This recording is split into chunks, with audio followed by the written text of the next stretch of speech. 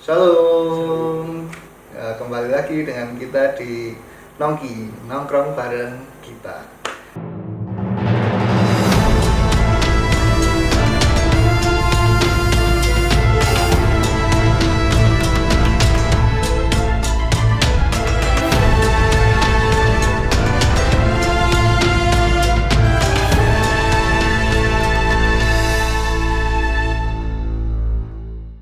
Kali ini bintang tamu kita adalah Mas Arga. Mas Arga mungkin boleh perkenalkan diri dulu. Salam kenal, saya Arga.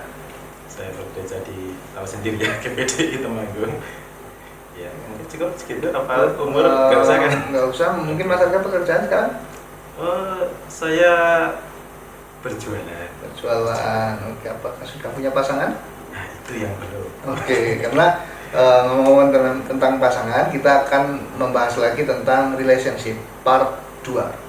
Tapi untuk pasangan kali ini, relationship kali ini bukan tentang pasangan saja ya teman-teman, tapi tentang hubungan kita dengan orang lain, misal dengan komunitas gereja. Makanya kita datangkan Mas Arga ini karena Mas Arga mempunyai segudang pengalaman tentang relationship dengan gereja. Segudang. Iya, segudang pengalaman. Oke. Mas Arga. Ya. Mas Arga pernah nggak sih punya kepahitan sama orang-orang gereja gitu? Lebih tepatnya mungkin kepahitan pasti ada sumbernya ya. Ya. Jadi mungkin pertama itu mungkin karena dari kesalahpahaman yang kita sendiri sebenarnya nggak tahu itu kesalahan siapa, apakah saya yang salah, apakah orang lain yang salah. Jadi ketika kita menanggapi dengan emosi dan kita nggak mau istilahnya tidak mau mengoreksi diri sendiri juga, akhirnya kita sendiri akhirnya kepahitan gitu. Jadi dulu seringnya seperti itu yang terjadi. Jadi menanggapi suatu masalah dengan emosi dan ya mungkin itu cuma sesaat ya, cuman kalau tidak diselesaikan langsung itu bakal jadi kepahitan yang mungkin ya bertahun-tahun dan mungkin nggak berakhir juga kalau nggak mau diselesaikan. Jadi berakar ya permasalahannya ya. Nah, berarti bisa disimpulkan dengan ego ya Mas ya, menanggapinya dengan ego ya. Oke. Kalau gini Mas, pernah nggak sih punya pengalaman tuh?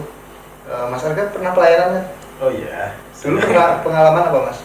Saya paling lama itu di remaja dulu. Di remaja ya. 4 tahun itu saya dari tahun 2004-2005 sampai kepotong saya ke Tangerang tahun 2010, 2011 saya kembali. Ya agak panjang sih kalau di remaja saya. Berarti sudah veteran ya Mas ya? Lumayan. Ya. Sudah veteran di remaja ternyata teman-teman.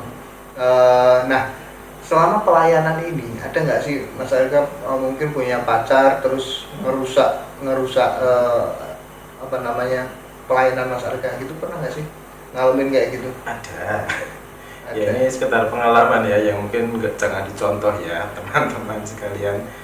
Ya dulu delalahnya itu cinta pertama saya. Jadi pertama kali saya pacaran dan lagi senang-senangnya sama pacar saya pelayanan dengan teman saya yang mungkin saya rahasiakan aja ya namanya. Mungkin teman-teman sudah tahu.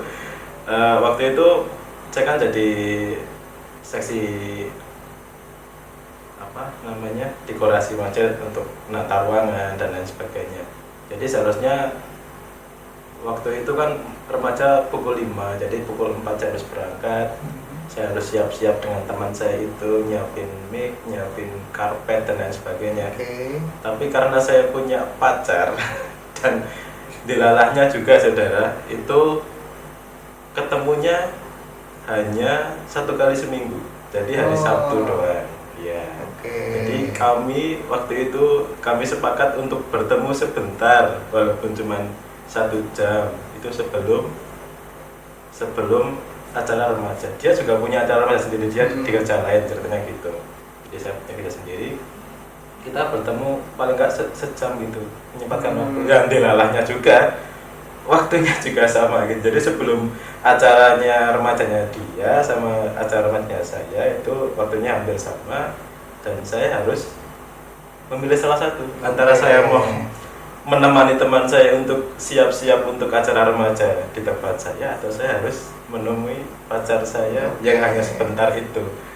Dan saya waktu itu memilih sesuatu yang salah. Jadi waktu itu saya, karena saya lagi bucin-bucinnya ya waktu itu ya, jadi saya memilih untuk kenapa saya nggak merelakan waktu sebentar untuk pacar saya, tapi saya lupa sama Tuhan gitu loh. Saya lupa sama teman saya yang saya tinggalkan waktu itu, dan saya merasa kecewa ya dengan diri saya sendiri, kenapa saya melakukan itu.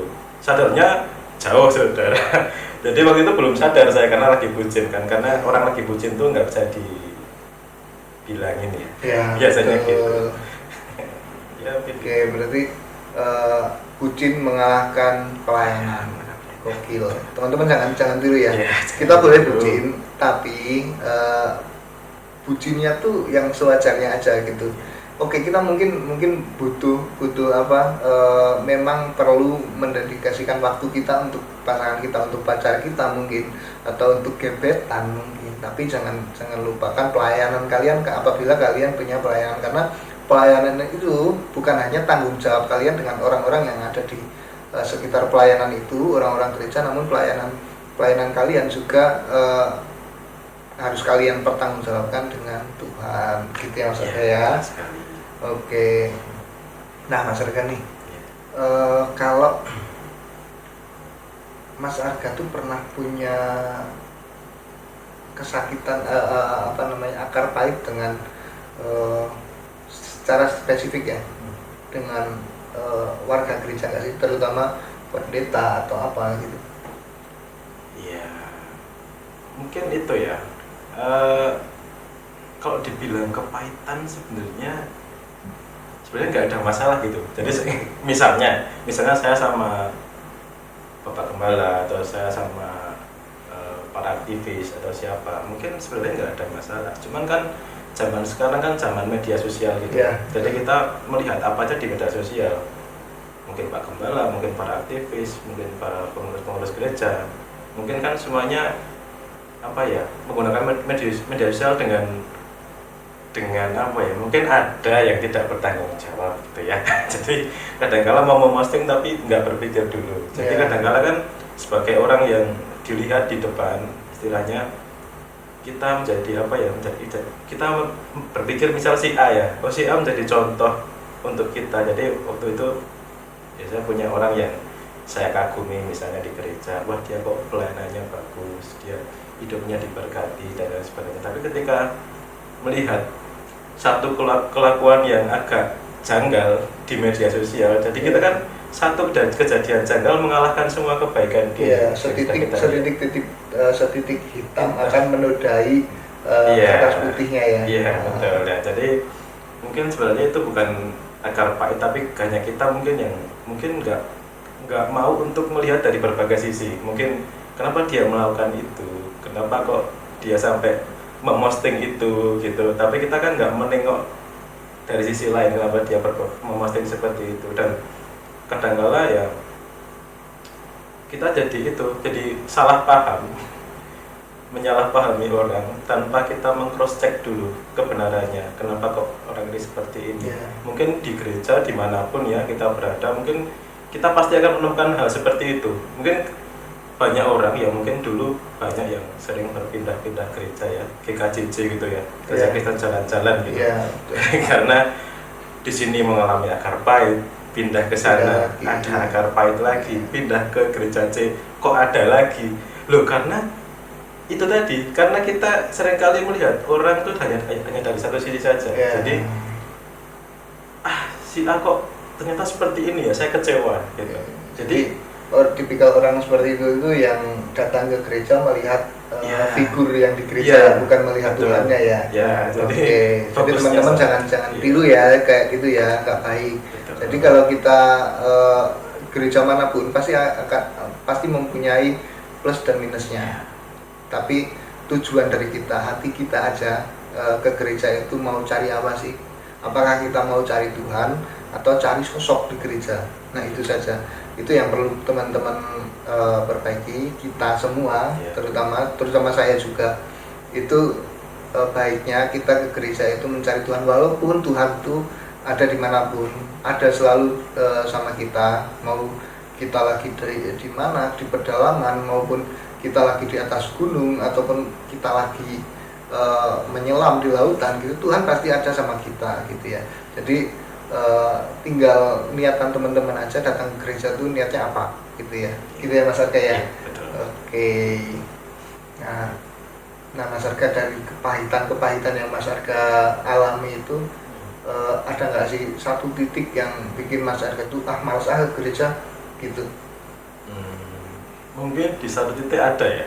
Mungkin di satu titik ada ya, cuman kembali lagi mungkin saya sering kali mengcross-check dengan diri saya sendiri gitu. Ketika saya melihat orang lain kok sikapnya seperti ini sih sebagai orang yang dipandang di gereja gitu ya.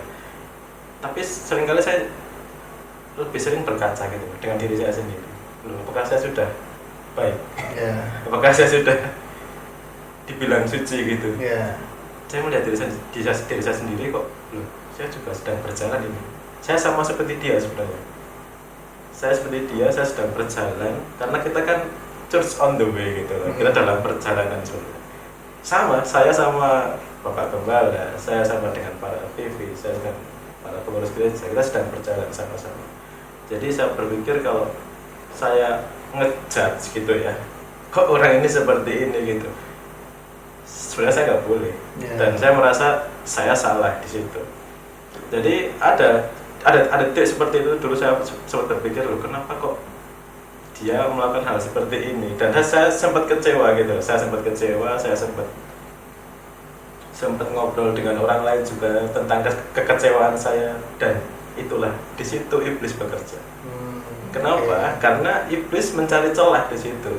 Ketika kita salah memahami sesuatu, kita tidak meng-cross check ulang tadi seperti yang saya katakan, iblis melihat celah itu. Oh, ini celah yang bisa aku masuki. Ketika saya ngobrol dengan orang lain, oh iya bener, itu orangnya seperti itu. Nah, dengan orang satu, orang dua, orang tiga, kok sama semua? Apakah saya benar di situ? Belum tentu. Karena itu tadi. Karena saya berpikir seperti ini. Ada istilah kan, ada semua hal benar belum tentu benar. Semua hal yang salah belum tentu salah. Jadi kita nggak tahu itu benar salah itu ketika kita nggak mau untuk meng-cross check ulang lagi sama orang yang kita judge tadi. Kita seringkali nggak mau menemui orang yang kita sedang punya masalah nih. Misalnya saya sama Anda punya masalah, saya nggak mau meng-cross check ke Anda. Saya nggak mau tanya ke Anda, kenapa Kak Anda begitu? Kan Anda nggak tahu kalau Anda misalnya salah, saya mau mengkoreksi Anda, tapi saya cuma bilang di belakang nih, wah Mas Brian ini salah loh, tapi saya bilang sama orang lain, nggak sama Mas Brian. Itu jadi suatu kesalahpahaman yang besar sampai suatu saat. Jadi ya, mungkin di dunia pergerejaan ini kita harus menghindari hal seperti itu. Jadi kita sebagai warga gereja, kita sebagai umat Allah, kita seharusnya ayolah kita saling bertumbuh bersama. Bertumbuh bersama, lebih ke bertumbuh bersama. Dan kalau Anda punya komunitas, punya apa ya, Anda harus menjaga komunitas itu, dan Anda harus disitulah. Jangan Anda keluar dari kerumunan. Kalau Anda sudah keluar dari kerumunan Anda, dari komunitas Anda kan sendirian, dan disitulah iblis bakal mengincar Anda gitu. Semakin mudah untuk dilahap iblis gitu. Oke, jadi teman-teman, yang diambil dari kesimpulan yang barusan Mas Arga katakan itu, kalau kita ada kepahitan sama orang di gereja, atau kita punya kepahitan sama mungkin aktivis atau pendeta kita di gereja, ada baiknya kita jangan langsung membicarakan kejelekan orang tersebut ke orang-orang lain, akan tetapi lebih baik kalau kita berbicara empat mata dengan orang tersebut, terus kita sampaikan atau kita tanyakan, ini benar nggak sih kayak gini, atau kok kemarin kamu bilang gini ya, kok menyinggung saya ya gitu. Akan lebih baik seperti itu, karena kita bergereja itu untuk bertumbuh bersama gitu ya teman-teman ya. Jadi gereja kan dikatakan satu tubuh gitu ya. Jadi kalau ada satu anggota tubuh yang lepaskan malah jadi sakit, kita kan akan lebih baik kalau kita saling menyembuhkan gitu ya Mas Arga ya. Oke teman-teman, untuk sesi episode 3 kali ini cukup sekian. yang bisa kami sampaikan ya Mas Angga ya. Kita akan ketemu lagi di Nongki di episode lain. Tetap di Nongki, nongkrong bareng kita. Tuhan Yesus memberkati.